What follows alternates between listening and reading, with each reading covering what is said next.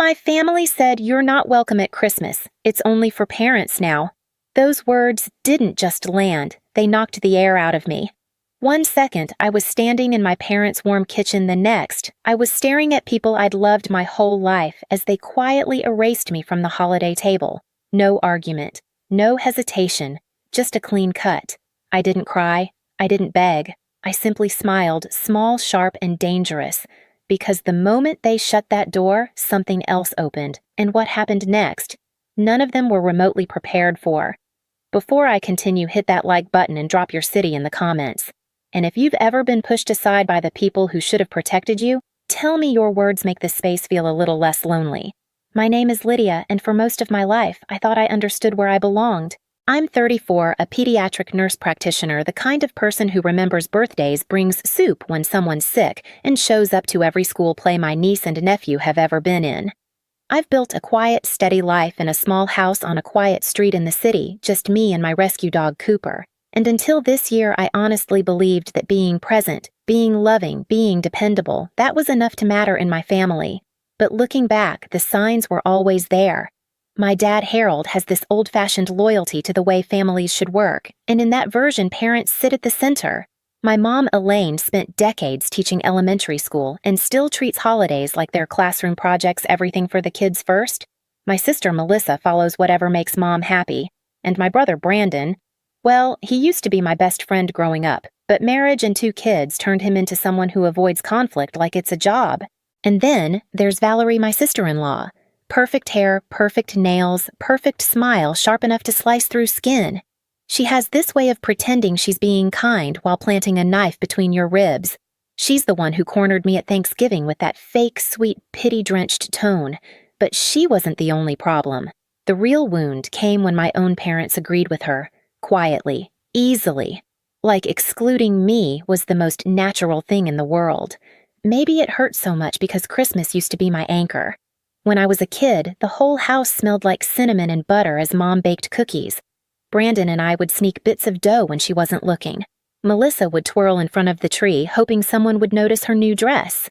It wasn't perfect, but it felt safe. It felt like ours. And after my divorce 3 years ago, the kind that folds your life in half and forces you to rebuild from scraps my family wrapped around me. Or at least I thought they did. I showed up to everything. I poured every spare ounce of love into Oliver and Lily because they're innocent and they adore me without condition.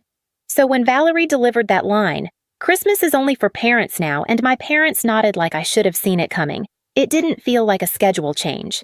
It felt like an eviction, a verdict, a quiet confirmation of something I'd been afraid of for a long time in their eyes. I was incomplete. I left early that night blaming a headache. Cooper greeted me at the door like he could sense the crack inside me widening. I cried until my throat ached. But when morning came, something in me had shifted. They didn't want me at their Christmas. Fine. I would build a new one they'd never forget. I woke up the next morning with my pillow still damp. Cooper curled against my legs like he was guarding what was left of me. For a few seconds I lay there, waiting for the familiar ache to pull me under again. But instead, I felt something steadier rise to the surface, clarity maybe, or the sharp edge of self-respect finally cutting through the fog. My house was quiet. Soft winter light seeped through the blinds, turning everything pale and cold.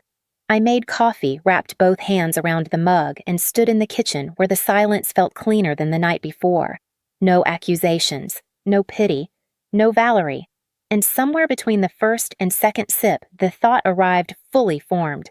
I don't have to accept this. I don't have to shrink just because it makes them more comfortable. I opened my laptop, meaning only to distract myself, but the search bar was already waiting like my subconscious had done the work overnight. Christmas getaway, solo holiday travel, Caribbean cruises in December. And then I saw it, a 12-day holiday cruise leaving Miami on December 20th. Photos of a sleek white ship, glowing pools, turquoise water sun bleeding across the horizon like warm honey. Private balconies, 5 restaurants, a spa that looked like heaven with dim lighting and soft robes. I clicked through every detail, heart-pounding in a way it hadn't in months. When I reached the booking page, my fingers hovered over the keyboard. This was reckless, expensive, impulsive. It was also the first thing that felt like mine. I smiled and booked a luxury cruise instead. Yes, I actually said it out loud when I hit the final button. And it felt good, dangerous even. Like reclaiming something I hadn't realized I'd given away. The next 48 hours turned into a quiet, private transformation. I got my hair done, not the practical trim I usually get, but warm highlights that made my reflection look like someone who knew her worth. I bought sundresses in soft colors I'd never let myself wear, a deep green gown that made me feel like the main character, new sandals, a swimsuit that felt daring but right. People at the salon complimented me. The woman at the boutique said, "You look radiant," and for once I believed it. Meanwhile, my family continued acting like nothing had happened. My mom texted a photo of some ornament the kids made. Brandon asked if I could come help wrap gifts, apparently forgetting he'd helped vote me off the island. Valerie sent a cheery group message about matching pajamas. Not one of them asked how I was. Not one apologized. They thought I'd accepted my place outside the circle. They had no idea I was already planning my escape. When I packed my suitcase a week later, I felt something close to peace. Not forgiveness, not yet. Just the calm that comes when you stop begging for love that should have been yours freely. As I zipped the bag shut, Cooper watched me with curious eyes like he sensed a shift. "Don't worry," I told him softly. "This year, Christmas is mine." The morning I left for Miami, the sky over the city was a soft, hazy gray, the kind that feels like a blank page. I loaded my suitcase into the back of the rideshare, locked the door behind me, and felt a quiet thrill rush through my chest. Not joy, exactly. Not yet. More like the first breath after holding it too long. At the port, the ship rose above the crowd like a gleaming white giant. People hurried around me with rolling bags and sun hats buzzing with holiday excitement. But I walked slowly, taking in every second. This wasn't a vacation, it was proof I didn't need permission to exist. When I stepped onto the deck, the ocean stretched out in a deep blue that made my chest loosen. I closed my eyes, breathed in the salt air, and let the ship's horn vibrate through me as we pulled away from Miami. Far below, the city shrank until it was just a blur of lights against the morning sky. The first night I slipped into my emerald dress and headed to dinner alone. People smiled at me, not the pitying kind I'd gotten used to, but the curious, warm kind you give someone who looks like she's finally living. Caleb, Ruth, and Noah were seated at my table, and by dessert we were laughing like old friends. No judgment, no questions about why I was alone. Just acceptance. After dinner, I stepped onto my private balcony. Lights twinkled across the surface of the water, and the air was warm enough to feel like a gentle hand on my skin. I lifted my phone, snapped a photo, the dress, the sea, the glow of the ship behind me, and posted it with a simple caption, "Choosing myself this Christmas." And then it began. When I posted photos from the deck, their messages didn't stop coming. My phone buzzed so fast I thought something broke. "Mom, Lydia, this seems excessive." "Brandon, wow. Didn't know you were going anywhere." "Melissa, are you okay? Why didn't you tell us Valerie interesting choice for the holidays?" I didn't answer. Not yet. I posted another photo the next morning, just the ocean and my coffee, and the buzzing started again. Longer messages now, edgier, more frantic. "Mom, people are asking why you're not here. What do you want us to tell them, Valerie? You're making this weird. Christmas is supposed to be peaceful. Brandon, maybe tone it down. Dad is confused. Tone it down." The irony nearly made me laugh out loud. Later that afternoon, Ava called from Seattle. "Lydia, you look incredible," she said before I could say anything. "And they're losing their minds, aren't they?" Should I feel bad? I asked, even though I knew the answer. "No. You didn't create this. You're just not hiding from it anymore." Her words sank deep. I wasn't acting out, I was acting free. That night on the deck, the wind warm against my skin, I realized something important. My absence wasn't ruining their Christmas. It was exposing it, and this was only the beginning. The first real shift happened in St. Thomas. I woke to sunlight pouring through my balcony curtains, the kind that makes the ocean look like liquid glass. I slipped into a turquoise sundress, grabbed my beach bag, and joined the excursion group heading toward the island. White sand, warm breeze, water so clear I could see each grain beneath my feet. I took a photo, just my legs stretched toward the shoreline, sunlight glittering across the water, and posted it with the caption, "Merry Christmas to me." Within minutes, my phone exploded. "Mom, this isn't necessary. Melissa, why are you doing this? The kids miss you. Brandon, Mom is upset. Can you please stop posting every detail, Valerie? This feels spiteful." Spiteful. The woman who uninvited me was calling me spiteful. Still, I didn't reply. I just let the island wind dry the salt in my hair and listened to waves erase footprints behind me. For the first time in years, I felt lighter than the tide. That night at dinner, Caleb caught me staring at my buzzing phone. Family, he guessed. Unfortunately, he didn't pry. He just nodded the way people do when they've lived through their own storms. "Well," he said, lifting his glass to choosing peace when chaos wants your attention. I clinked my glass against his. I didn't say it out loud, but I felt it. I wasn't alone.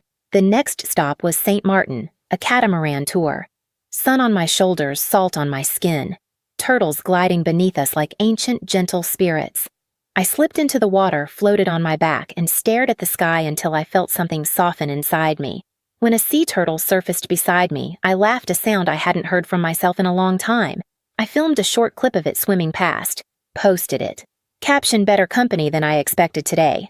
This time, the messages came faster. "Mom, Lydia, please call me. This is getting embarrassing." Valerie, "So you're just broadcasting this? Brandon Dad wants to know what's going on." Melissa, "The kids asked why you're not here." I didn't know what to say. Still, I didn't respond. Instead, I met my new friends for dinner. Ruth told stories about her late husband that made us laugh until we were wiping tears from our eyes. Noah described life in a crowded city kitchen. Caleb shared how freedom felt after years spent trying to fix what couldn't be fixed. Listening to them, something clicked into place. They weren't asking anything from me. They weren't defining my worth. They were just present. The next day, we docked in the Bahamas. The moment I stepped onto the pier, warm air and bright colors hit me like a bomb. I signed up for a dolphin experience, half expecting it to feel staged touristy. But when one of them, Luna, nudged her nose into my palm and chirped, I felt a surprising squeeze in my chest. Affection. Joy. The trainer snapped a photo right as Luna pressed her nose to my cheek. I looked happy, genuinely, effortlessly happy. I posted it. Caption, "She showed me more affection in 5 seconds than some people did all year." That set off a different kind of storm. "Mom, stop this. People are talking." Valerie, "Are you trying to make us look bad?" Brandon, "What do you want?" Lydia, seriously. Melissa, "Are you okay? I'm worried." Then came the one that almost cracked me. A message from Oliver, clearly typed from Melissa's phone. "Aunt Lydia, I miss you. Christmas is weird without you." I had to sit down. The deck beneath me blurred for a second as guilt and anger collided in my chest. The kids didn't deserve this. They didn't create this. But I typed back, "I miss you too, buddy. I'll see you soon." That was all I could handle. That night, I stood alone on the deck. Warm wind, glittering waves, stars spread like scattered salt above me, and for the first time I wasn't thinking about who I'd disappointed. I was thinking about who had disappointed me. They excluded me, erased me, treated me like a half-formed version of a daughter because I didn't have kids. Why was I the one carrying all the guilt? The next morning, I woke to a message that wasn't frantic, it was quiet. "Mom, we need to talk when you get home." We went too far. I didn't reply, not yet. Letting someone feel consequences isn't cruelty. Sometimes it's the only language people hear. On New Year's Eve, the ship held a party beneath strings of white lights. I wore the gold dress I'd bought just for this trip. When I walked into the dining room, Caleb let out a low whistle. "You look like you survived something," he said. "I did," I answered, "and I think I'm finally done apologizing for it." At midnight, fireworks bloomed over the ocean, soundless at first, then cracking open the sky. I snapped a single photo of the reflection on the water and posted it with no caption, no explanation, no justification, just truth. When the ship docked in Miami on January 1st, my stomach tightened as I walked toward the arrivals area. I'd expected a car service, silence, space. Instead, I saw them, all of them, my parents, Brandon, Melissa, Valerie, the kids, waiting. Their faces were tight, exhausted, lined with the weight of 2 weeks spent confronting themselves. Brandon stepped forward first. "Lydia, can we talk?" I didn't answer. I walked past him through them until we reached the house where everything started, the place where they'd cut me out. We sat in the living room, the Christmas tree still up, ornaments reflecting the tension hanging in the air. Harold cleared his throat. "We were wrong," he said, voice trembling. "We hurt you. We didn't think." "No, I cut in. You didn't think of me. You thought of a version of family that didn't include who I actually am." Elaine wiped her eyes. "We're sorry, truly. We want to fix this." Valerie swallowed hard. "I shouldn't have said what I said. I acted like having kids made me superior. It was cruel." Melissa reached for my hand. "I should have stood up for you. I should have said something." I let their words hang there raw and heavy. Then I spoke. "I'm not incomplete. I'm not waiting for a family of my own to matter, and if I'm going to stay in this family, you'll treat me like I belong in it." Silence. Then slowly they nodded. Even Valerie. It wasn't perfect. It wasn't healed. But it was real. And for the first time in a long time, that was enough to start. When the apology settled into something real, the house felt different, lighter almost. The kids curled against me on the couch, chattering about their presents, and for the first time since Thanksgiving, I let myself breathe without bracing for the next bruise. In the days that followed, my parents made an effort I'd never seen before. My dad called just to ask how my day went. My mom stopped framing every conversation around grandchildren. Brandon invited me to dinner alone so we could talk without Valerie's shadow. Even Valerie apologized again, quieter, humbler, and gave me room instead of expectations. But the biggest shift was inside me. The cruise had done something I didn't expect it taught me. I was whole long before anyone realized it. I stopped waiting for their approval. I stopped shrinking to fit the version of family they preferred. I kept posting photos of sunsets, the green dress Cooper waiting by the door, not to provoke them, but because they were mine, my life, my joy. And slowly, my family learned to join me there without trying to control the view. When January settled in and the holiday glitter faded, I realized something simple but life-changing. The best revenge was never about making them hurt. It was about living in a way that made me impossible to overlook. I showed up to Oliver's birthday with a smile, not because everything was perfect, but because I was. My family treated me differently now, more carefully, more consciously, like they finally understood the cost of losing me. And maybe that's the real story here. You don't need to wait for permission to matter. You don't need to earn a seat at a table you helped build. If this story hit a little close to home, tell me where you're watching from. And if you've ever had to choose yourself when family failed, you share it below. Your voice might be exactly what someone else needs. Hit subscribe so you don't miss the next story.